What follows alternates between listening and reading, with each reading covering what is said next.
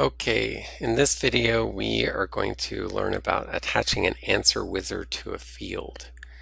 So this usually comes into play if you've got your PDF template set up so that when you assemble, you don't get the interview, and so that we call that a direct fill, and you can enable that by in the interview tab you deselect generate default interview, and so I'm going to deselect that.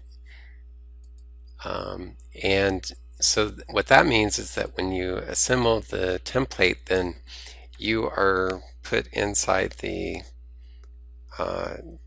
PDF template, and you can tab from field to field and answer the fields, kind of just like a fillable PDF. And that's advantageous for pretty simple templates. But there are situations where, for example, like in this first field here, we've got a computation that combines the last, middle, and the first name together.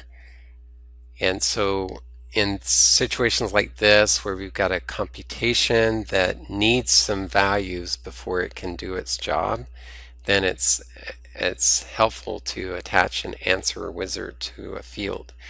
So if you select that field and you right click and go to field properties, you can see that this developer who developed the life insurance application, they attached the employee information wizard to this field. So if this were empty, what we could do is click on this wizard button to the right, and we could select Ask Dialog, and then you just ask employee information, and then you click OK. Now you can also do a computation variable, or default, or none. And so then what that does is when we assemble, you can see that in this first field, because I need to know the first, middle, last name, I need to be able to fill those in. So I can click the wizard, and it will give me a kind of a mini window with the dialog, and then I can fill in the values for the first, middle, and last name and click finish, and so then the answer flows into the field. Another place where this comes into play is with the table. You can highlight the table and go to field properties, and you can attach a wizard to the table. And in this case, we'd also use the Ask Dialog, and I would want to put the beneficiary designation on there.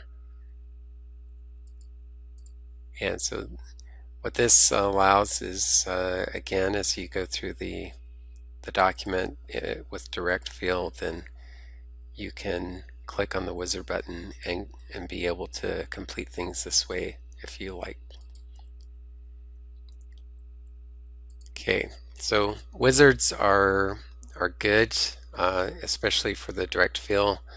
Otherwise, if you are generating the default interview, then it's not absolutely necessary to have the wizards, but they do, as you complete the interview with the fields here, if you decide to go to the form document tab and tab through particular areas, then the wizards come into play again, and so that is nice.